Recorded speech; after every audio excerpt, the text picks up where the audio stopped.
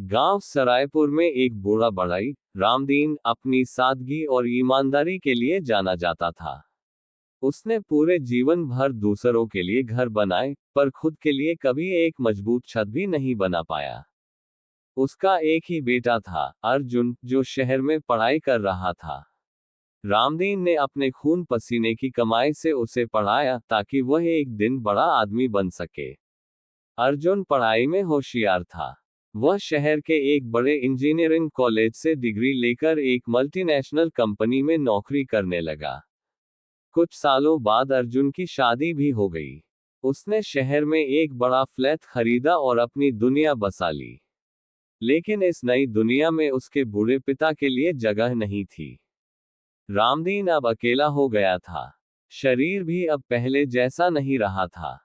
एक दिन गांव का एक नौजवान उसके पास आया और कहा, चाचा, सुना है आप बहुत अच्छे बढ़ई हैं, क्या मेरे लिए एक छोटा सा घर बना सकते हैं? रामदीन मुस्कुराया और बोला, बिल्कुल बेटा, ये हाथ अभी भी लकड़ी को पहचानते हैं। रामदीन ने घर बनाना शुरू किया। पर इस बार वह बहुत थका हुआ था, शरीर जवाब दे रहा था। न लकड़ी में पहले जैसी तराश थी, न हथौड़े की चोट में दम। मगर उसने काम किया अपने अनुभव से, मेहनत से और अंतिम बार पूरी ईमानदारी से। घर बनकर तैयार हुआ। गांव के लोग देखने आए। सबने कहा, रामदीन चाचा, आपने फिर कमाल कर दिया। घर छोटा है लेकिन मजबूत और सुंदर है। तभी वह युवक आया जिसने घर बनवाया था। वह बोला, चाचा, आपने मेरे लिए इतना सुंदर घर बनाया है, पर मैं इसे आपसे नहीं ले सकता।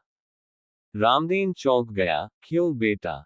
युवक ने जेब से एक लिफाफा निकाला और रामदीन को दिया। ये घर मैंने नहीं, आपके बेटे अर्जुन ने बनवाया है, आपके लिए। रामदीन के हाथ कांपने लगे।